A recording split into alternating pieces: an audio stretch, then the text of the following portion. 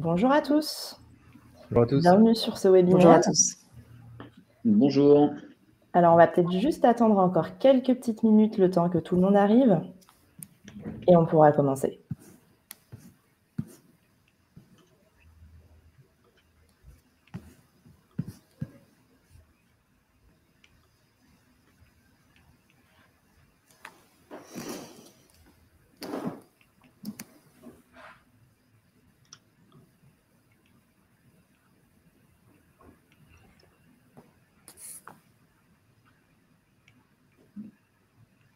Le temps que tout le monde arrive, n'hésitez pas, vous avez un chat à votre disposition. Si vous avez des questions, n'hésitez pas à les poser, on les traitera au fil de l'eau ou on y répondra lors d'un temps dédié à la fin du webinaire. Dans ce chat seront aussi diffusés des sondages auxquels on vous invite à répondre si vous le voulez bien.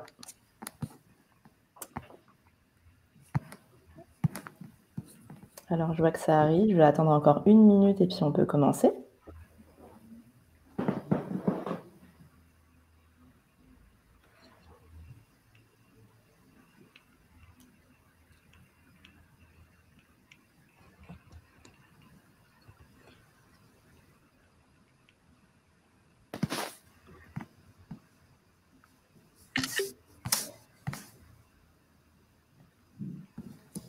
Bonjour Charlotte, oui, le webinaire sera disponible en replay. Et le lien vous sera communiqué juste à la fin du webinaire. Alors, je pense qu'on va pouvoir commencer. Donc, rebonjour à ceux qui étaient déjà là et bonjour à tous ceux qui viennent de nous rejoindre. Aujourd'hui, on va vous parler d'Eiffage et de sa transformation digitale. Je me présente, je suis Tsanta, responsable marketing chez Lemon Learning et je laisserai les autres intervenants se présenter juste après. Pour vous donner un aperçu de ce qui va être abordé aujourd'hui, on va parler de la transformation digitale d'Eiffage avec un focus notamment sur l'accompagnement sur le SIHA Evalua. Il y aura aussi une petite partie démo de la solution Lemon Learning qui a permis d'accompagner cette transformation et une session de questions-réponses. Donc, n'hésitez pas à poser vos questions au fil de l'eau dans le chat. On y répondra soit au fil de la table ronde, soit en fin de webinaire. Donc, je vais laisser les participants se présenter. Constance. Allez, bonjour à tous. Je suis Constance Roquin, chef de projet chez Lemon Learning. J'accompagne mes clients au quotidien dans leur projet de transformation digitale avec la mise en place de notre outil qui va permettre donc d'aider les utilisateurs en temps réel. Donc, on intervient sur plusieurs périmètres et sur plusieurs types d'enjeux, notamment sur des projets internationaux pour bon nombre de nos clients. Pour continuer sur la partie Lemon Learning, donc bonjour à tous, je suis Pierre Leroux, je suis le fondateur et dirigeant de la société que j'ai créée en 2014. Donc Lemon Learning, on est spécialiste de l'adoption digitale, c'est-à-dire qu'on va faire en sorte que les outils soient bien utilisés chez nos clients, qui sont essentiellement des ETI ou des grands groupes de plus de 1000 personnes. Allez, je prends le relais. Julien Blasi, je travaille effectivement chez Eiffage au sein de la direction achat et j'en charge une équipe qui s'appelle Méthode et Performance qui regroupe concrètement le système d'information achat, le contrôle de gestion, la communication, voilà, dans les grandes lignes d'une organisation achat de 400 quelques personnes.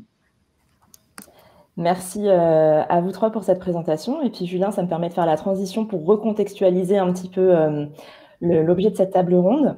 Donc pour recontextualiser, Eiffage, c'est le leader européen du BTP et des concessions. Et aujourd'hui, le groupe a plus de 70 000 collaborateurs répartis à travers le monde sur différents métiers, génie civil, métal, route, énergie, système et concessions. Et peut-être que j'en oublie. Et ces 3-4 dernières années, le secteur du BTP a connu une nette transformation. On parlait avant le début de ce webinaire d'une modernisation à marche forcée. Julien, quel impact cette transformation elle a eu sur les collaborateurs et notamment sur les utilisateurs, puisque aujourd'hui, on va surtout parler de la prise en main des logiciels. Alors, je pense que cette transformation digitale, elle a eu un impact assez rude pour les opérationnels. Peut-être qu'on avait pris un peu de retard chez FH pendant quelques temps sur toute cette transformation et ils se sont pris tout de plein fouet en même temps. Donc, c'est la réorganisation de nos services comptables, c'est le traitement automatisé de la facture, c'est le SIRH, c'est le SIHA, c'est la gestion du matériel, c'est beaucoup de fonctions transverses dans le groupe. Et je pense que c'est assez difficile pour faire ça. Et comment est-ce que ça s'est traduit plus spécifiquement pour Eiffage et quels étaient vos enjeux au moment où vous avez fait appel à Lemon Learning?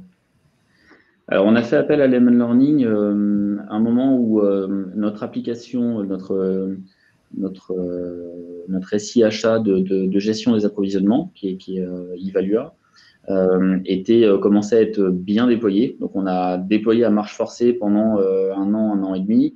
Et on arrivait à un moment où la formation de tout le réseau avait été globalement faite, mais il fallait sans cesse refaire le tour parce que des nouvelles fonctionnalités, des nouveaux processus de commande, des nouvelles pratiques, beaucoup de communication à animer autour de ces SIHA par rapport à nos contrats, nos conditions tarifaires. Et à un moment où, du coup, l'organisation nous demandait d'avoir un e-learning, nous demandait des guides utilisateurs sans cesse, nous demandait des communications et les canaux traditionnels étaient plus forcément très efficaces. Voilà. Justement, c'est assez intéressant, vous parliez de canaux traditionnels. Pourquoi est-ce que c'était plus si efficace à ce moment-là? Les e-learning, on connaît bien, c'est toujours demandé et puis quand on l'a, il est rarement très utilisé. Donc, j'étais pas forcément très fan de repartir de là-dedans, sachant que c'est assez coûteux et ça devient vite rigide. Nous, on a une application qui est assez vivante, qui évolue de manière un peu agile tout au long de l'année, en fonction de nos priorités et de tout ce que l'on développe. Et voilà, j'étais pas forcément très favorable sur ce format-là, d'autant qu'on sait que les stades d'utilisation de ces e-learning sont relativement faibles habituellement. Voilà. Et tout ce qui est support traditionnel, des guides, des modes opératoires, des guides sur PowerPoint, voilà, c'est pas ce qui est le plus facile à maintenir dans le temps. Donc, d'où la solution Lemon Learning. Voilà, c'est à ce moment-là qu'on a retenu Lemon. Pierre, je crois que ce que mentionnait Julien, c'est quelque chose qu'on retrouve pas mal chez nos clients aujourd'hui. Est-ce que tu peux nous en parler un peu? Ouais, c'est vrai que ça fait bien écho à ce que je rencontre depuis des années chez les clients avec qui on travaille. En fait, les formats e-learning traditionnels ou les modes opératoires PDF de 200 pages qu'on connaît tous sont consultés en moyenne à hauteur de 5%. Donc, ce qui fait qu'il y a extrêmement peu de consultations et du coup que ça génère beaucoup de support en aval in fine. Et par ailleurs, c'est des formats qui sont de moins en moins adaptés du fait que les développements se font de façon hyper agile aujourd'hui, avec plein d'évolutions. Quand on fait appel à des éditeurs SaaS, comme ce que fait largement Eiffage, les éditeurs aussi font leur mise à jour, leurs évolutions. Ce qui fait que du coup, ces formats-là sont plus adaptés également en termes de maintenance et de traduction quand on est sur des projets multilingues. Et quel impact est-ce que ça a sur l'adoption des outils? Les impacts, ils sont assez variés. Le fait que finalement, ces formats-là soient peu consultés fait qu'il y a une mauvaise compréhension des outils, et notamment sur des détails basiques, mais qui sont à fort impact. Par exemple, quelques champs hyper importants qui vont être mal saisis. Par exemple, le fait que les usages soient pas là sur des thèmes basiques, ce qui génère énormément de demandes de support. C'est plusieurs ETP sur une DSI ou sur un service qui répondent à des demandes de support basiques. Et le présentiel, alors je parle hors pandémie mondiale, le présentiel est de plus en plus compliqué à organiser et également de moins en moins adapté parce que finalement, avant, on faisait la grosse formation, je ne sais pas, à SAP. Tout le monde était plus ou moins formé pendant 3-4 jours dans une salle de formation. Aujourd'hui, avec le fait que ça évolue constamment, on ne peut pas se permettre d'avoir un collaborateur qui est formé que 3 mois après son arrivée quand il y a une session disponible et qui, au bout d'1 an, quand l'outil a beaucoup évolué, est entre guillemets périmé dans ses connaissances par rapport à l'outil. Et après, il y a l'enjeu de la communication parce que finalement, on est de moins en moins dans de la formation et de plus en plus dans de l'information. En tout cas, c'est ce que nous, on constate. Les gens, globalement, savent utiliser des outils.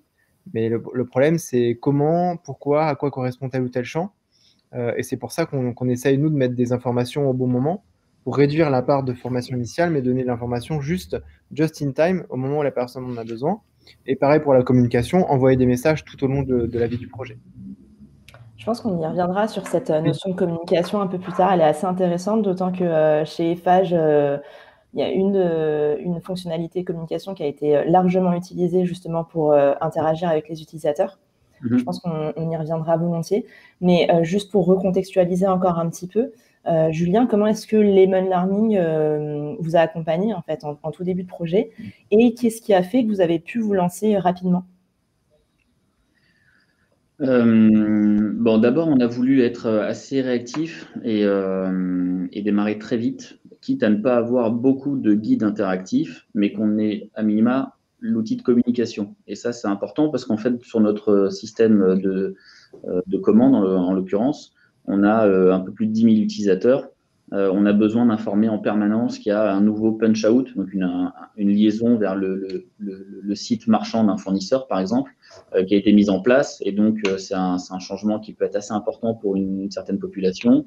On avait besoin de communiquer aussi de manière différenciée en fonction des profils. Donc, on a des utilisateurs grand public qui sont amenés à engager des commandes et donc des dépenses dans l'entreprise.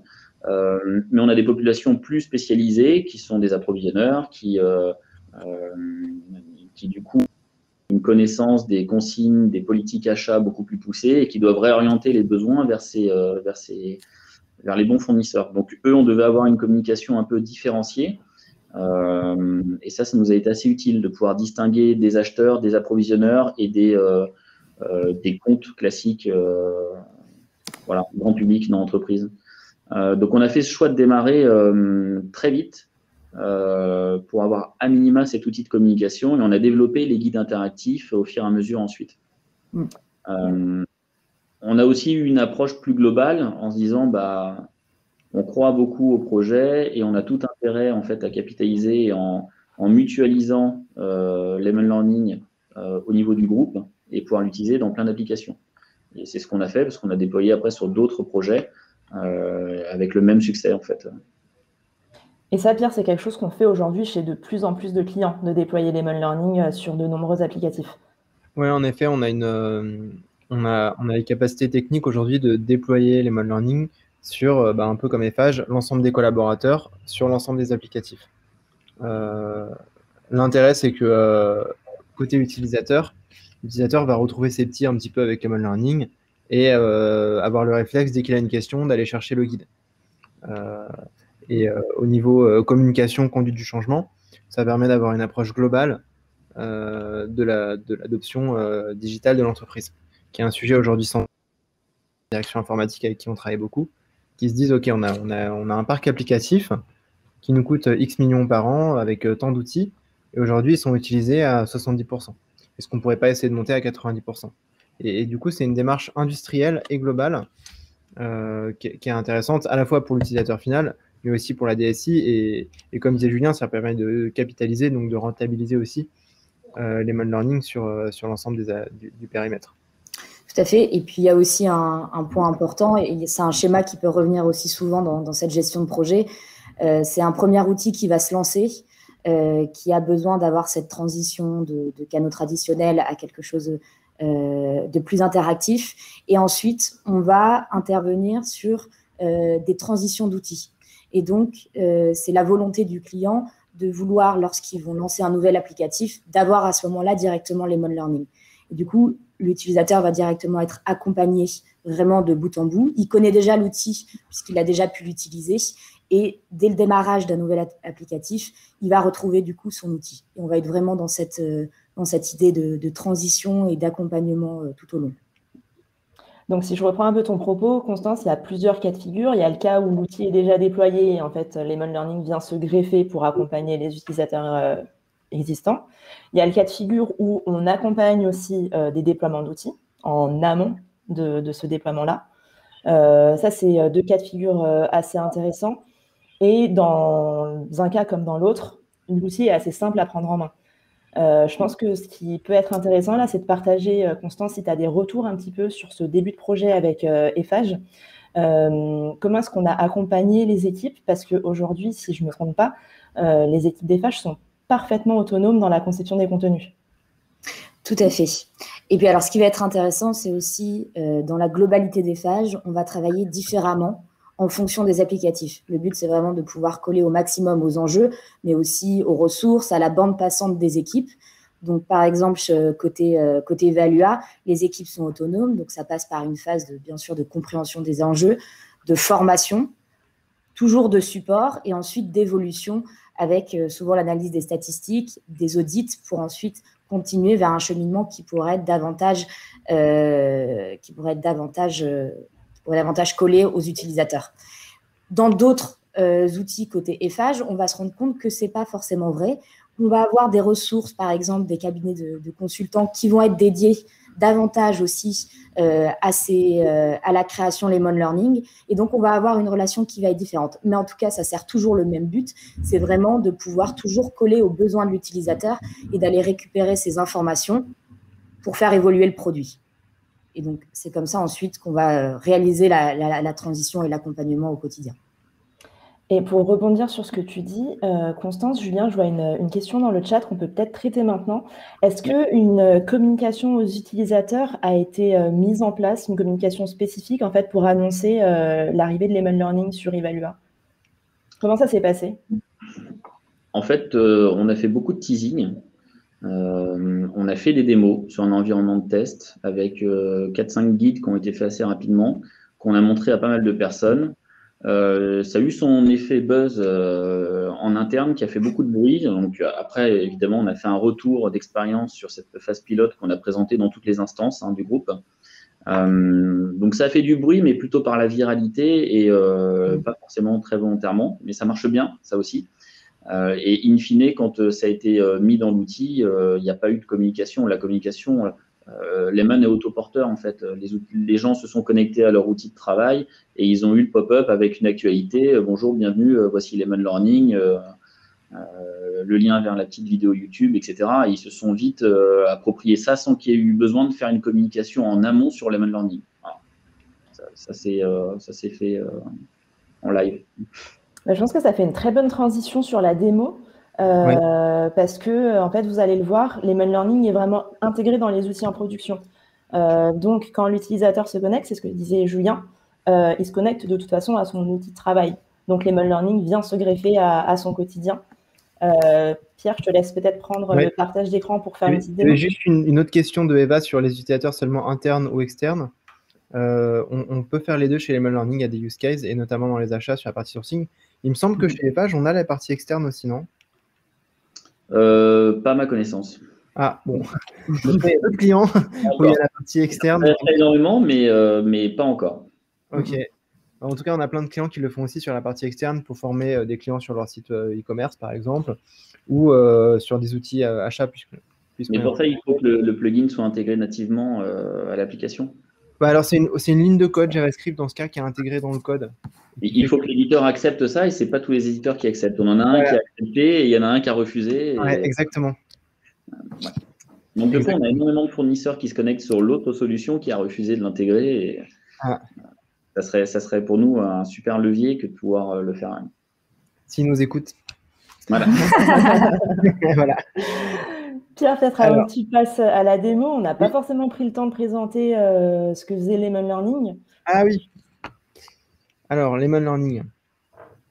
Donc, Lemon Learning, aujourd'hui, on est leader en France sur les plateformes d'adoption digitale. On a doublé d'effectifs cette année. On est aujourd'hui une trentaine de collaborateurs. On devrait continuer à grossir assez rapidement pour atteindre une centaine de collaborateurs d'ici 2-3 ans. On est présent partout dans le monde dans la mesure où on suit nos clients sur des projets à l'image d'Eiffage qui sont très internationaux, qui sont aussi très multilingues. C'est quelque chose qu'on gère assez bien et qui est très important dans la conduite du changement. Que vous dire d'autre? Donc, on a des équipes qui peuvent créer les contenus, Constance l'a dit, donc Constance et les concepteurs pédagogiques qui travaillent pour elle, ou des clients qui sont autonomes sur notre solution. On fait 50% de nos projets sur des logiciels qu'on n'a jamais vus. Donc, la technologie que je vais vous montrer juste après fonctionne vraiment sur tout type de logiciel, sur web et sur mobile. On a des SIHA, des SIRH, des CRM, des ERP, des outils à destination des clients. Et pour vous parler un peu de la suite de l'aventure pour les Mall Learning, donc notre objectif, c'est de créer un leader européen. Donc, on a déjà ouvert 3 bureaux à l'étranger. On est en train d'en ouvrir d'autres cette année. Donc, on est dans une forte dynamique de croissance et aussi de R&D. On a beaucoup de nouvelles fonctionnalités qui arrivent assez prochainement. Et voilà dans l'ensemble. Je te remercie. Bah, je te laisse prendre la main, Pierre, pour la démo. Alors, partagez mon écran. C'est pas tout fait, Pierre. Est-ce que vous voyez mon écran? Oui, on le voit. C'est bon. Ok, parfait. Donc, je vais vous faire la démonstration dans le logiciel Salesforce sur lequel on a une quinzaine de projets. Donc, Lemon Learning. Donc, Lemon Learning, c'est tout d'abord cette petite bulle que vous voyez ici, qui est entièrement personnalisable, donc en bas à droite. L'utilisateur a une question, donc il va cliquer sur cette bulle d'aide. Ensuite, il va trouver un ensemble de contenus organisés dans une bibliothèque. Alors, il peut aussi faire des recherches s'il le souhaite et changer la langue ou on détecte automatiquement sa langue si nécessaire. Et quand je lance un guide, par exemple, je ne sais pas comment créer une opportunité dans mon CRM, je lance le guide et je vais être guidé pas à pas avec ces petites bulles qui apparaissent au fur et à mesure et qui me disent quoi faire. Donc là, il a détecté que j'étais déjà dans l'opportunité, il ne m'a pas fait cliquer dessus, il me fait directement cliquer sur Nouveau. Je clique sur Nouveau et automatiquement, ça passe à l'étape suivante. Donc là, renseigner le nom de l'opportunité. Ensuite, je continue à faire ce qu'il me demande. Hein. Et de fil en aiguille, je suis guidé pas à pas. Donc l'intérêt, en fait, c'est que 70% de ce qu'on apprend, c'est en faisant. Il y a des études qui l'ont montré, et je pense qu'empiriquement, vous vous apercevez tous que vous apprenez beaucoup mieux quand vous faites vous-même plutôt que quand quelqu'un vous explique, surtout avec nos capacités de concentration qui sont de plus en plus limitées. Donc c'est comme ça qu'on améliore l'ancrage mémoriel. Alors, vous voyez là, je fais une petite digression. Vous voyez, en fonction de ce que je vais sélectionner, par exemple, si je clique sur qualification, le guide va être différent par la suite. Vous avez choisi le statut qualification. C'est-à-dire que le guide n'est pas uniquement linéaire comme ce que je vous ai montré là. Il peut se séparer en plusieurs branches, ce qui fait que c'est beaucoup plus facile en fait de faire des guides qui s'adaptent à la complexité qu'on peut avoir chez nos différents clients. On peut aussi poser des questions à l'utilisateur, faire des petits quiz, et bien sûr avoir des résultats qui vont être différents en fonction de ces quiz. Et c'est comme ça qu'on arrive à diminuer drastiquement le support et augmenter l'adoption. Donc là, je vais interrompre le guide. Tanta, s'il y a des questions dans le chat, n'hésite pas à me les dire. Bien sûr. Justement, peut-être, il y en a une, mais je pense que ça fait une très bonne transition. Pierre, là, tu montrais des contenus un peu génériques sur Salesforce. Une question d'Homme. Quelle charge pour l'administration, notamment dans la mise à jour des guides? Alors, je vais vous montrer la conception de contenu juste après. Et vous verrez que c'est extrêmement simple. Sur la partie création, ce que je peux déjà vous dire, c'est qu'un guide est 3 fois plus rapide à créer en moyenne qu'un PowerPoint de démonstration ou même qu'une vidéo, même 5 fois plus rapide qu'une vidéo. Ensuite, autre fonctionnalité, c'est les messages push. Donc les messages push, c'est des messages qui apparaissent directement à l'écran au moment où je me connecte. Donc là, j'arrive le matin, j'ai mon push qui apparaît à l'écran. Et c'est la fameuse fonctionnalité de communication dont parlait Julien tout à l'heure, qui permet de dire, voilà, nos contrats, les conditions de nos contrats ont évolué. Voici comment ça se passe maintenant. Et on peut éventuellement lier à ce message un guide. Par exemple, nos contrats ont évolué, lancez le guide pour accéder à votre espace contrat. Mais ce n'est pas obligatoire de lancer un guide, bien sûr. Ces push peuvent aussi contenir d'autres types de contenus. Par exemple, là, on a mis un questionnaire. Ça permet d'avoir un NPS, par exemple, ou des différents retours utilisateurs. Qu'est-ce qu'on a d'autre? Là, on a mis une vidéo. Donc, c'est aussi assez pratique en termes de communication, hein. C'était aussi une de vos questions tout à l'heure. Comment on fait pour communiquer quand il y a les Lemon Learning? Avec les Lemon Learning, avec cette bulle qui apparaît. Alors, on a une autre fonctionnalité qui sont l'espace de fichiers. Donc, on peut mettre, vous voyez, là, on a mis un fichier Excel où on a mis une vidéo. Ça permet d'héberger différents types de contenus. Alors ça, vous l'activez ou pas, ça dépend des clients. Il y en a pour qui c'est utile quand ils partent déjà d'une base, qu'ils ont déjà une base qu'ils souhaitent réexploiter. Ensuite, il n'y a pas que la bulle, parce que la bulle, c'est quand j'ai une question que je ne sais pas comment faire telle ou telle chose. Mais il y a d'autres fonctionnalités qui sont directement intégrées dans l'outil, que je vais vous montrer. Par exemple, les infobulles. Les infobulles, c'est ces petits points d'interrogation, d'exclamation, vous choisissez, dans lesquels on va mettre différents messages. Ça peut aussi être des corrections de saisie. S'il y a une saisie qui est mal faite, par exemple un mail mal formaté, on peut mettre un petit message pour leur dire attention. Ensuite, on a les lanceurs rapides. Les lanceurs rapides, c'est comme une infobulle, sauf qu'elle va lancer un guide tout simplement. Donc ça permet aussi de se dire, OK, il n'y a pas que le fait d'aller chercher là-dedans qui va me permettre de lancer un guide. Alors, je pense qu'on a perdu Pierre. Oui, tout à fait. Qui va peut-être se reconnecter dans les quelques secondes qui viennent. Constance, tu as la possibilité de reprendre la démo ou pas, le temps que Pierre revienne? Ah, non, je le vois. Attendez 2 petites secondes. C'est bon là? Yes, c'est bon. OK. Bon, c'est les joies du direct. Donc, je vous parlais des lanceurs rapides, en fait, qui sont un peu comme des infobulles et qui permettent de lancer automatiquement un guide, en fait, quand on clique dessus. Donc, je vais vous faire la démonstration. Par exemple, là, je vais lancer le guide Découvrez Salesforce Lightning. Et ça va lancer un guide automatiquement. Donc, ça permet aussi de se dire, on n'a pas que la bibliothèque qui permet de lancer un guide, mais on a aussi, en tant qu'administrateur, la possibilité de pousser les bons contenus au bon moment pour faire évoluer les pratiques quand on voit qu'il y a des choses à corriger, à améliorer ou qui ne sont pas comprises. Donc ça, c'est la partie player, donc le côté utilisateur. Ensuite, je vais vous montrer comment on fait pour créer des contenus. Alors, je suis allé sur le site d'Eiffage tout à l'heure. En fait, je pourrais aller sur le site de n'importe qui pour créer mon guide. Parce que, comme je vous le disais, c'est vraiment applicable sur tout type d'interface. J'ai mon petit outil de création que j'ai ouvert ici, qui est une extension. Je fais une nouvelle étape. Et là, je vais pouvoir, avec ce petit outil bleu, sélectionner les différentes parties de page. Donc là, par exemple, je peux demander à l'utilisateur de cliquer sur groupe. Donc, je sélectionne cette partie-là.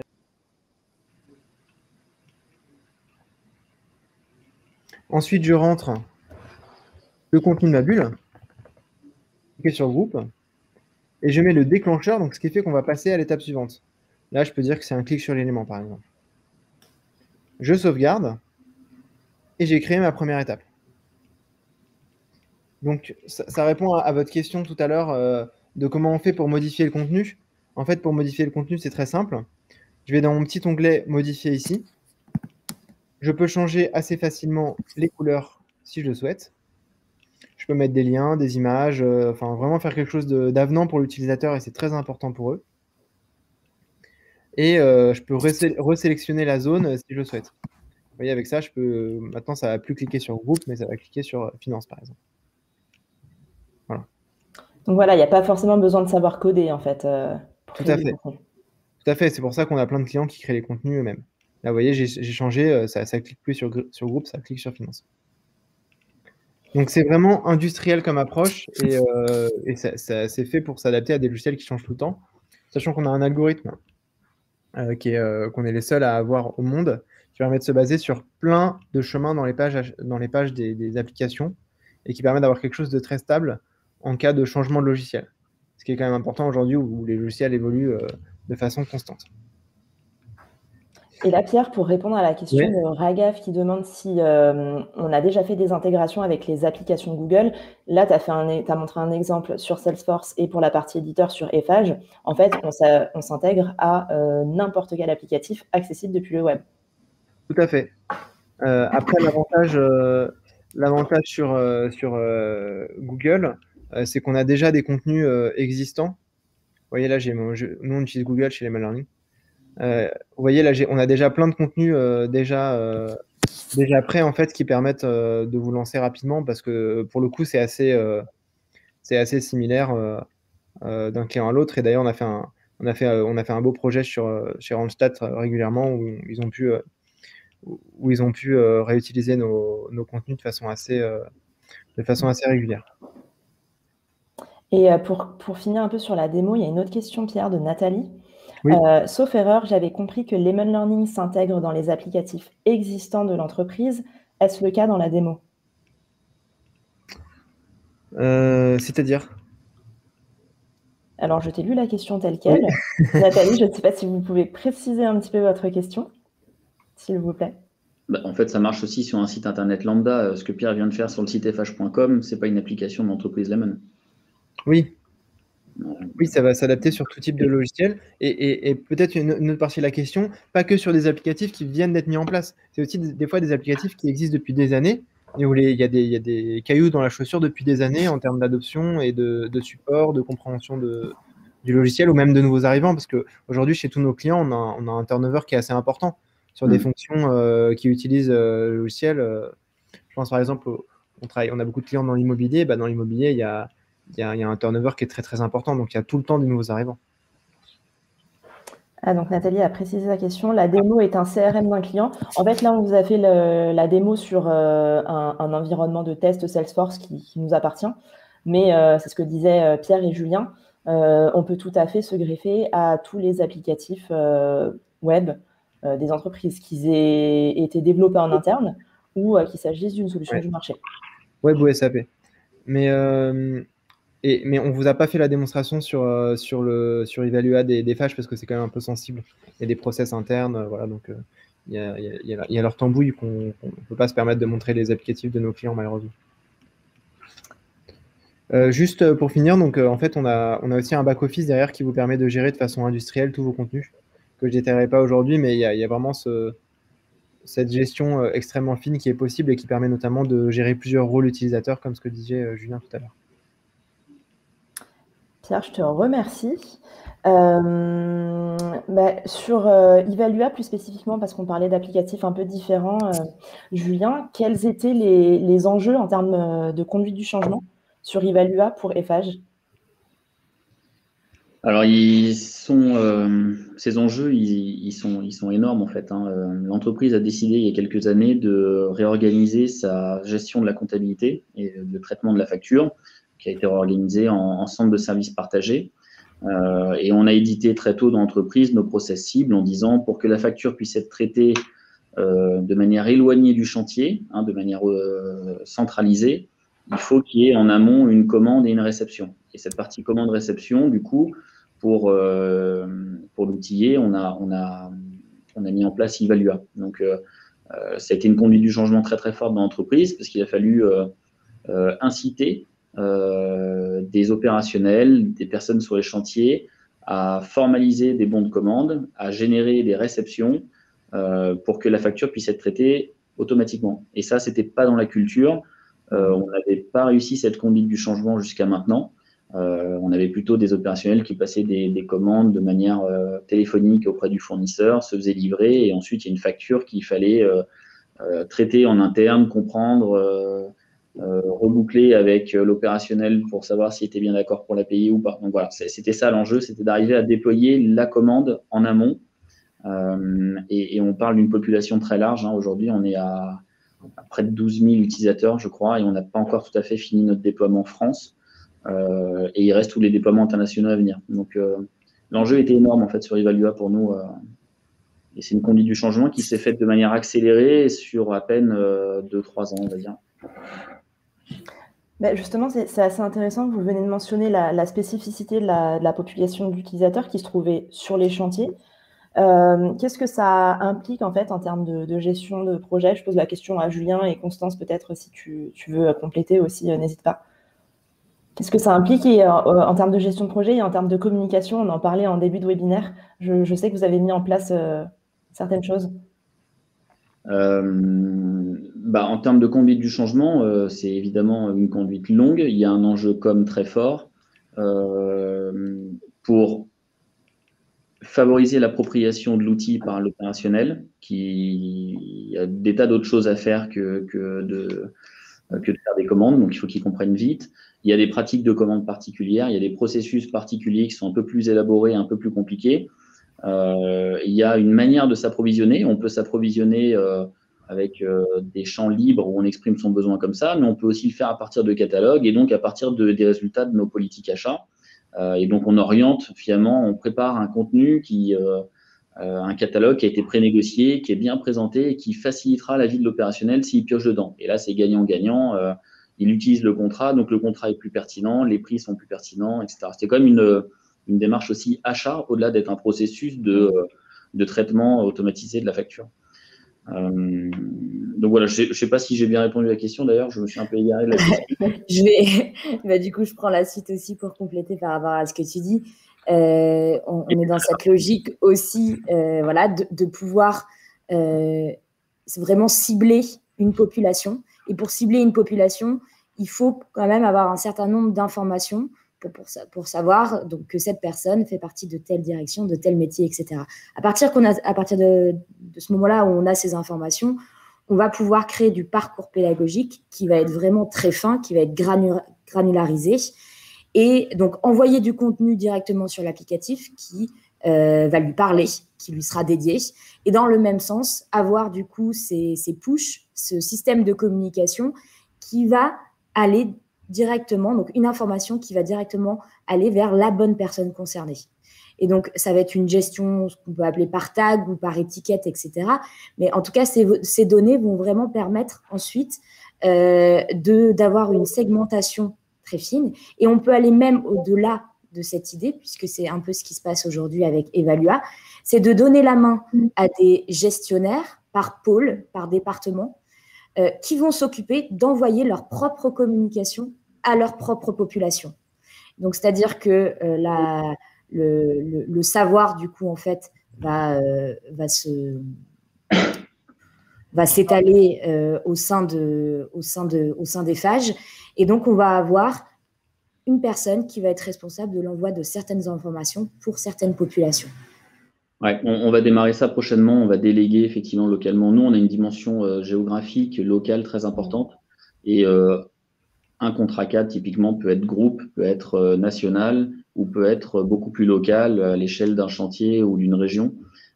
Et ça, il faut qu'on puisse donner la main aux organisations régionales pour qu'elles fassent leur propre communication. Donc, on va le mettre en place assez prochainement. On va déléguer ce rôle de communication locale, tout en ayant encore une couche au-dessus de communication nationale sur les grandes nouveautés, contenus ou outils, en fait. Et en plus des spécificités locales que vous mentionniez, Julien, chez Eiffage, il y a aussi les spécificités de chaque métier, en fait, de chaque filiale, j'imagine. Ouais. Et justement, sur les messages un petit peu que vous aviez pu envoyer via les notifications push, quel type d'informations est-ce que vous communiquez ? Beaucoup de choses. On se sert de ça pour le contenu, pour les nouveautés contrats, consignes. On se sert évidemment de Lemon pour annoncer les nouvelles fonctionnalités, les nouvelles versions, les nouveautés, vraiment outils à venir. Et des fois, on fait des focus sur des sujets particuliers, juste dans la pratique, dans l'utilisation de l'application. Et on se sert de Lemon Learning, par exemple, pour faire du teasing sur un webinar à venir. On essaie de cumuler en fait les différents formats, d'à partir d'un push intelligent, un petit guide qui va montrer une fonctionnalité bien particulière. Voilà, on a différents usages en réalité. Et Pierre, justement, pour rebondir, il y a même des clients aujourd'hui qui n'utilisent que cette fonctionnalité-là. Oui, on a des clients qui n'utilisent que certaines fonctionnalités parce que ça résout déjà des énormes enjeux chez eux. Par exemple, on vient de faire une communication cette semaine même. Il y a un push qui a été envoyé, qui a été diffusé sur tous les utilisateurs de la plateforme pour télécharger une petite application de géolocalisation de leur fournisseur. Donc, on a une actu, un push avec un QR code, ils passent le téléphone dessus et voilà, ils peuvent télécharger l'application. Voilà, c'est un exemple, mais en fait, on en a tout le temps et on en fait beaucoup. Et surtout, ça vient pallier en fait à plusieurs choses. Ça vient pallier au fait que souvent l'ergonomie des outils, alors c'est moins vrai sur Evalua que sur un autre outil, mais l'ergonomie souvent est et pas forcément toujours bien pensé. Quand on est sur des applis SaaS qui sont très généralistes pour tous les secteurs, appliqués à notre entreprise, il se peut que ça ne soit pas tout à fait le bon vocabulaire ou la bonne méthode, le bon enchaînement des étapes. Donc, on utilise Lemon pour justement guider l'utilisateur dans ces étapes-là et pallier à la mauvaise ergonomie. Voilà, on l'utilise aussi beaucoup pour ça. Ouais. On pallie aux ergonomies défaillantes parfois. Et Pierre, on parlait de la communication plus spécifiquement, mais au-delà de ça, Lemon Learning aujourd'hui, c'est possible de mixer cette modalité de formation à d'autres modalités de formation existantes. C'est ce que beaucoup de nos clients font, pardon. Oui, tout à fait. Alors, je réponds juste à la question précédente du fait de certains clients qui utilisent qu'une seule fonctionnalité. C'est assez intéressant. On en a par exemple qui utilisent que les tooltips. On a un client en assurance, donc les infobulles. On a un client dans l'assurance qui a des écrans extrêmement compliqués avec des champs un peu obscurs, assurantiels, avec des acronymes dans tous les sens. Ou même les gens dont c'est le métier connaissent pas forcément les termes ou même la correspondance entre le terme interne et le terme qu'ils ont appris eux par ailleurs. Et du coup, ils mettent ces infobulles dans leur applicatif et ça leur permet d'avoir une information disponible à tout moment. Et ça leur fait économiser énormément d'argent parce que faire évoluer l'applicatif interne monolithique est extrêmement coûteux et long si vous souhaitez le faire directement dans l'applicatif. Et ensuite, Tsanta, tu peux me répéter ta question, s'il te plaît? J'ai oublié. Oui, pas de souci. Je disais qu'aujourd'hui, il y a des clients qui utilisent Lemon Learning en complément d'autres dispositifs de formation existants. Alors en effet, on peut associer Lemon Learning à d'autres dispositifs. Ça s'inscrit dans la tendance du blended learning, qui est quelque chose de plus en plus courant. Par exemple, si vous faites du présentiel ou un webinaire, vous pouvez très bien décomposer la séance en une séance assez théorique, traditionnelle, où vous allez montrer des choses, et à un moment dans la séance où vous allez pratiquer. Donc ça, c'est un peu ce qu'on appelle la classe inversée, où en séance, vous allez pouvoir utiliser Lemon Learning et où le formateur va pouvoir passer du temps individuel avec les participants qui sont peut-être le plus en difficulté ou qui ont des questions plus précises. Qu'est-ce qu'on peut faire d'autre? On peut digitaliser une partie plus importante du présentiel sur cette partie pratique avec Lemon Learning et ne plus du tout l'aborder pour faire plus d'ateliers sur des sujets théoriques. On peut aussi créer des vidéos de communication, mais les intégrer dans un push pour que tous les utilisateurs voient cette vidéo directement dans l'outil au moment où elle se connecte. On peut aussi créer des concours.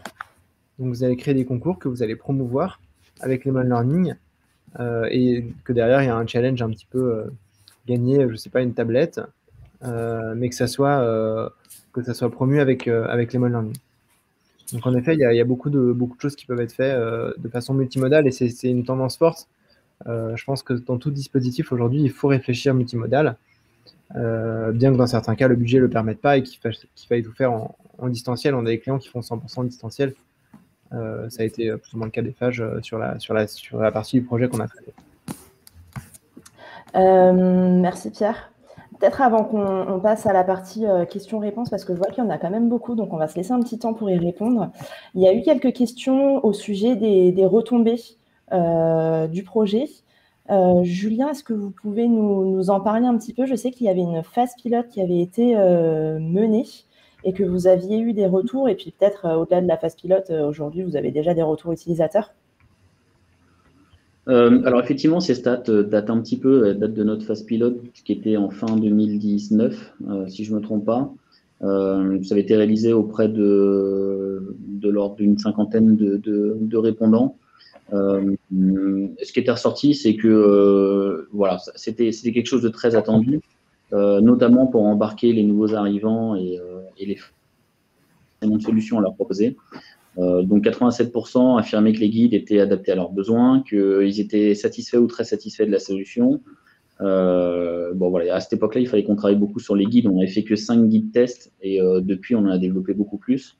Mais voilà, il y avait un vrai engouement. C'était le point en bas qui était noté, mais ouais, ça a fait un peu le buzz à ce moment-là. Il y a eu un engouement très fort pour la solution qui était très attendue. Voilà. Ce qui est appréciable, c'est évidemment que finalement, on apprend en faisant. Hein. On n'est pas sur un environnement de démo, un environnement de formation, on n'est pas sur un e-learning fake. On est en train de faire sa commande, on apprend à faire sa commande et in fine, la commande, elle est partie, elle est envoyée. Donc ça, c'est clair que ça change un peu l'approche. Et voilà, principalement pour les retours qu'on avait eus, ça a été jugé convivial et très attendu. Voilà. Ça a permis de justifier le projet. Ça a permis aussi de le monter d'un cran et de ne pas le réserver au niveau de la direction achat, mais d'en faire un projet groupe et de le capitaliser au niveau du groupe. Donc nous, après, on a dégainé un peu vite sur les outils achats, mais les autres outils sont en train de le mettre en place aussi, notamment sur la partie RH. Et je me permets de rebondir sur ce que vous disiez, Julien. En fait, au-delà de l'adoption de Lemon Learning, en fait, aujourd'hui, Lemon Learning a vraiment accompagné la transformation des achats et de vos process au quotidien, en fait. Puisqu'avant, il n'y avait pas forcément de catalogue, maintenant il y en a, et maintenant les utilisateurs les prennent en main, et bien d'autres choses encore, j'imagine. Ça nous donne un canal de communication nouveau pour faire appliquer nos conditions achats. Voilà. Et avant, on passait par des mails, mais on sait que les mails sont de moins en moins lus, surtout les mails type information, newsletter ou autre. Là, on s'assure que finalement la personne, qu'elle le veuille ou non, elle ouvre l'application, son outil de travail, et elle va avoir le pop-up, elle va avoir connaissance de... Voilà. Donc, on utilise toujours tous les canaux, hein, les instances en place, par les managers qui redescendent aux managers en dessous, aux acheteurs, aux approvisionneurs. Il y a tout un... On essaie d'utiliser tous les canaux, mais Lemon Learning, c'est le canal le plus direct finalement qu'on a et qui nous assure qu'on touche l'utilisateur final. Voilà. Très bien. Je vous propose peut-être de... Ah, pardon, Julien. Pardon, excusez-moi. Autant les guides, la partie guide interactif est très utile pour les utilisateurs, autant la partie communication, c'est un levier et un pouvoir assez fort pour nous, équipe centrale qui pilote le projet. Les projets même. Ça marche. Ce que je vous propose peut-être, c'est qu'on se prenne 15 minutes, les 15 dernières minutes, pour répondre aux différentes questions qu'il y a. Alors, je vais les reprendre. N'hésitez pas si vous en avez d'autres. Pierre, une question de Lydie qui fait écho à un chiffre que tu avais avancé. Les 5% de support consulté est mesuré par qui et comment?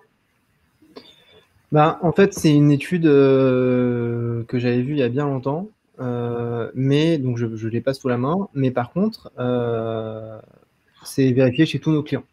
À chaque fois que je fais un rendez-vous, je pose toujours la question un peu avec amusement, à votre avis, combien de pourcents des utilisateurs consultent ces contenus? Et on est toujours autour de entre 3 et 7%, quoi. C'est vraiment quelque chose que constatent tous les clients et même vous, je pense, dans vos entreprises. Si vous regardez un petit peu les stats, vous allez tomber là-dessus. C'est aussi des statistiques qui sont disponibles sur les... Il y avait toute une vague de plateformes de vidéo Office 365, je ne sais pas si vous voyez de quoi je parle, mais il y avait des stats dans ces plateformes-là et on voyait bien que la stat était toujours autour de 5% également. Ça marche. Une autre question de Lydie, toujours. Les guides sont stockés où? Alors, les guides sont sur la plateforme Lemon Learning, donc ce n'est pas des petits fichiers qu'on s'envoie. Vous avez vu, là, j'ai fait enregistrer, c'était tout de suite enregistré. Potentiellement, j'aurais pu le mettre en ligne tout de suite. Et au niveau de l'hébergement des données, c'est en Europe sur Microsoft Azure. Merci. Une question d'Eva. Comment est-ce que vous pouvez calculer le ROI pour l'implémentation de cet outil au niveau d'utilisateurs externes? Au niveau d'utilisateurs externes, c'est des utilisateurs qui génèrent en général pas mal de support pour les équipes centrales. On ne peut pas éviter ce support parce que c'est presque des clients ou des clients dans certains cas. Donc, baisse du support importante, au moins de moitié. Et aussi, gain potentiel. Qui dit utilisateur externe, si c'est des clients, dit chiffre d'affaires derrière. Si on est sur une application qui permet de faire des commandes, on a le cas, par exemple, on travaille dans l'automobile avec un des grands constructeurs français. C'est un catalogue de pièces automobiles avec des réparateurs automobiles partout dans le monde qui font des commandes de pièces. S'ils font cette commande de pièces sur le site du constructeur en question, ça va générer tout de suite du chiffre d'affaires, alors que s'ils ne savent pas utiliser l'outil et qu'ils ne font pas de commande de pièces détachées et qu'ils utilisent un autre outil, bien sûr, ça fait une baisse de chiffre d'affaires importante. Donc, ça va vraiment dépendre du projet de ce point de vue-là. Et puis plus globalement, ça fait aussi écho à une question que posait Guillaume. Je pense plus spécifiquement sur le projet EFAGE, mais le raisonnement est le même. Avez-vous réduit les coûts de formation et de maintenance des supports et comment l'avez-vous calculé? Alors, on n'a pas eu une logique de ROI et une logique purement financière là-dessus, si on est tout à fait honnête.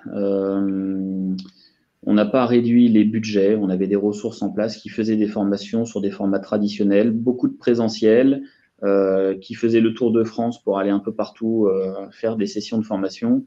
Et il faut dire qu'il y a eu la mise en ligne de Lemon Learning, mais il y a eu aussi la crise. Et avec la crise, on a enrôlé beaucoup plus enfin, tout le monde est passé sur les outils.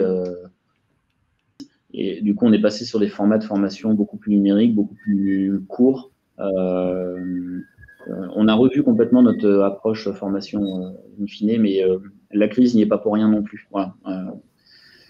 On a dû arrêter le présentiel et c'était finalement un mal pour un bien puisqu'on a pu toucher beaucoup plus de monde tout de suite et pas être cantonné à des sessions de 10, 12 personnes maximum. Donc, pour répondre directement à la question, en tout cas sur le coût, je ne sais pas le dire, je fonctionne à ISO ressources, mais par contre, on est plus impactant qu'on ne l'était avant. Et je pense que c'est moins usant aussi là qui passaient leur temps dans les trains et les avions. Et ce que tu dis, Julien, est intéressant. Nous, on a vraiment constaté ça avec le coronavirus, c'est que ça a eu le mérite, entre guillemets, de se dire que, enfin, je pense qu'après cette crise, plus personne se dit que le présentiel est ce qu'il y a de plus efficace forcément. En fait, c'est pas parce que c'est digital que c'est moins efficace. Et c'est pas parce qu'on n'est pas tous dans une salle de formation surchauffée, mal éclairée après le déjeuner qu'on va pas être plus efficace en distanciel. Merci. Une question sur Salesforce, une question de Stéphanie. Pour Salesforce, Lemon Learning permet-il un accompagnement sur field test, extension sur le smartphone? On peut se mettre sur le smartphone, mais bien sûr, il faut les extensions de navigateur qu'on a intégrées dans ce cas-là n'existent pas, donc il faut qu'on ait accès au code. On a accès à la plateforme de développement pour pouvoir intégrer notre SDK, donc notre code Lemon Learning. Et d'ailleurs, j'avais vu une autre question tout à l'heure. On n'a pas besoin d'avoir l'accord de l'éditeur pour installer Lemon Learning forcément, parce qu'on a ces extensions de navigateur qui se mettent directement sur le navigateur, ou sur SAP, c'est un autre système, mais qui permettent de se mettre, de s'affranchir complètement de l'accord de l'éditeur. Très bien. Une autre question de Dom. Quel est le mode de facturation? Au nombre d'utilisateurs, au nombre d'utilisations, au nombre de guides, à la durée? Alors, c'est en fonction du nombre d'utilisateurs qu'on va facturer. Donc, c'est des licences annuelles. Et ça, on travaille qu'avec des grands groupes, donc on n'a pas le prix de Lemon Learning sur le site où vous cliquez, vous mettez votre carte bleue. Il faut rencontrer un commercial si vous voulez en savoir un peu plus. Ça marche. J'ai deux questions sur Microsoft Azure ensuite. Au sujet de Microsoft Azure, qu'en est-il de l'utilisation de Microsoft Office 365 avec Lemon Learning? C'est un peu comme ce que je vous ai montré sur Google tout à l'heure. On a des contenus sur Office 365, on a tous une bibliothèque. On a plus de 100 guides qu'on maintient et qu'on met à jour et dont vous pouvez disposer avec une offre spéciale. On a beaucoup de projets sur Office parce qu'aujourd'hui, la part de marché d'Office 365 est extrêmement importante. Et on a même des contenus sur Word, Excel, tout ce qui est client lourd qu'on peut ajouter. Donc, on a une offre complète autour d'Office 365 et qui est très orientée sur les usages. L'idée, c'est plus de faire de vous des experts du tableau croisé dynamique, même si, bien sûr, on a ces contenus-là. Et c'est de se dire comment on va travailler ensemble différemment en utilisant les outils collaboratifs, en partageant des fichiers pour aller promouvoir les bons usages. Et deuxième question, toujours de Johnny sur Azure. Quel type de stockage sur Azure? Car il y en a pas mal et pas trop sécurisé, notamment si on utilise un cloud public.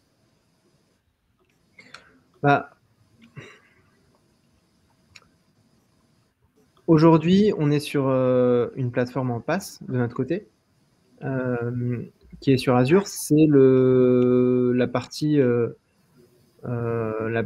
d'après moi, c'est l'infrastructure la plus sécurisée.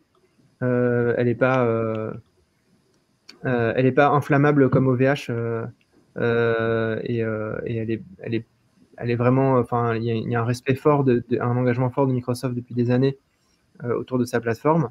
Et dans tous les cas, ça, c'est quelque chose qui est transparent pour l'utilisateur. C'est-à-dire que vous ne voyez pas qu'on est sur Azure, vous utilisez votre service en ligne directement sans avoir à vous poser de questions de serveur.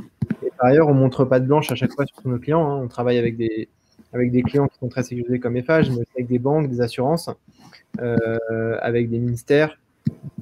On a l'habitude de traiter des questions de sécurité de ce point de vue.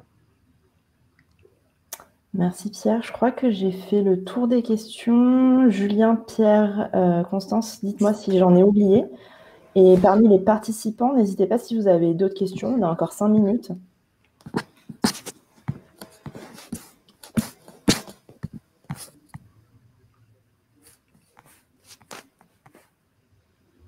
Ah, il y avait une autre question, peut-être qu'on n'a pas traitée. C'était une question de Lydie. Combien de temps laissez-vous les guides et tout le système d'aide et d'assistance? En général, nos clients s'engagent sur plusieurs années.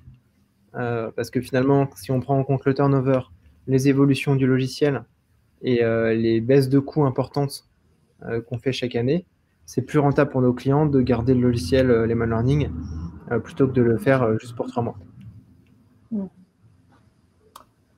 Je vois une autre question de Claude. Vous avez dit qu'on n'a pas nécessairement besoin de l'accord de l'éditeur, mais en début de webinaire, vous parliez d'un cas de figure où il fallait ajouter une ligne de code dans le source, dans le code source. Ouais. Pourriez-vous préciser dans quel cas cela s'applique? Alors en fait, donc on a deux façons d'intégrer Lemon Learning. Soit on l'intègre dans le code source via une extension via un bout de code JavaScript, soit on l'intègre sur le navigateur avec une extension. L'avantage de l'extension, c'est qu'on l'installe une fois sur tout le navigateur et qu'après, on peut ajouter autant de logiciels qu'on veut. Techniquement, ça n'a pas d'impact. L'avantage de le mettre directement dans le code source de l'outil, c'est qu'une fois qu'on l'a mis en place dans le code source, c'est déployé sur tous les postes et on est complètement affranchi du réseau. Dans le cas de l'Eiffage, on a choisi de l'intégrer dans Evalua parce qu'on l'avait déjà fait pour un grand groupe bancaire et que du coup, ça prenait beaucoup moins de temps et qu'il y avait moins de validation nécessaire côté réseau, côté infrastructure. Mais on aurait pu déployer par extension, et d'ailleurs, c'est ce qui est en train de se passer parce qu'on a plusieurs, entre 5 et 10 logiciels, je sais pas le compte exact de projets qu'on a en cours chez Eiffage, et ça va forcément grossir avec les années, on va être sur plusieurs dizaines bientôt. Donc forcément, l'extension devient un incontournable pour pouvoir être partout. Donc voilà. Pour un client, en fait, mono-projet, mono-applicatif, si l'éditeur accepte, c'est quand même l'idéal, non? Ouais, c'est pas mal. C'est pas mal. On n'a plus à on est affranchi des problématiques réseau, donc c'est bien. Puis des fois, en termes de connexion, d'authentification, ça permet de ne pas avoir à mettre en place de SSO. L'authentification de l'utilisateur peut se faire directement depuis le code de l'outil. Ouais. Ce qu'on a fait sur une des applications qui nous a permis de mettre en ligne très vite. Et pour les autres applications, ça a été effectivement plus long parce qu'il a fallu avoir tous les feux verts de la DSI notamment. Ouais. Ils peuvent être un peu frileux avant de rajouter ça dans le master des PC parce que voilà, il faut leur apporter des garanties et il faut qu'ils fassent des tests. C'est un peu plus long cette partie-là. On a réussi quand même, mais ça a pris beaucoup de temps. Merci à tous les deux. Et je vois une dernière question de Dom. Julien, comment avez-vous embarqué la direction avant même de montrer les résultats du pilote? Par un simple effet démo. Un effet waouh. J'ai fait une démo, j'ai mobilisé le patron de la MOA Finance qui se rendait parfaitement compte de la problématique des e-learning, de la conduite du changement, de tous ces supports de formation. Et ça a été ensuite présenté. On a proposé en tout cas de faire un POC très rapide sur vraiment un laps de temps très court. Donc voilà, ça a été abordé dans un des comités d'une instance assez haut placée au niveau de la direction financière. On a fait ça et on est revenu 1 mois ou 1 mois et demi après avec les résultats de l'étude et on a réussi à faire valider ça au niveau du groupe. Voilà. C'est par effet waouh principalement. Merci Julien. Oui, Pierre. Est-ce qu'on peut revenir sur les résultats des sondages? Je ne sais pas trop comment ça marche. Alors, oui, tout à fait. Est-ce que vous les voyez? Je viens d'en publier un. Oui. C'est bon. Alors, je ne le vois pas, mais si je le vois, pardon. À la question, quels sont vos principaux enjeux en matière de projet de transformation digitale? Donc, pour 50% d'entre vous, le principal enjeu, c'est la conduite du changement. Vient l'onboarding utilisateur à 33%, suivi de la formation au logiciel. Et je crois que les 2 autres sondages sont encore en cours. Clarisse, si tu nous entends. Ah, voilà. Oui, parfait, merci. À la question, avez-vous déjà mis en place l'accompagnement au changement de vos projets de transformation digitale? Oui, pour la moitié d'entre vous.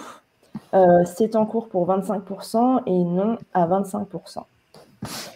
Et enfin, quel type de projet logiciel est le plus stratégique pour vous en ce moment? CRM, SIRH et autres à 33%. 33% chacun. Voilà. En tout cas, n'hésitez pas, si vous avez besoin d'informations complémentaires, si vous avez besoin d'accompagnement sur tous les projets que vous êtes en train de mener ou sur ceux que vous allez déployer, on se tient à votre disposition pour répondre à vos questions. On arrive sur la fin du webinaire, mais sachez qu'il sera disponible en replay et que nos équipes le seront aussi si vous avez besoin de la moindre information. Voilà. Merci beaucoup en tout cas à vous pour votre attention. Merci à toi Constance, à toi Pierre et à vous Julien pour votre participation. Et puis je vous souhaite à tous une bonne journée. Merci à tous. Au revoir. Merci. Au revoir.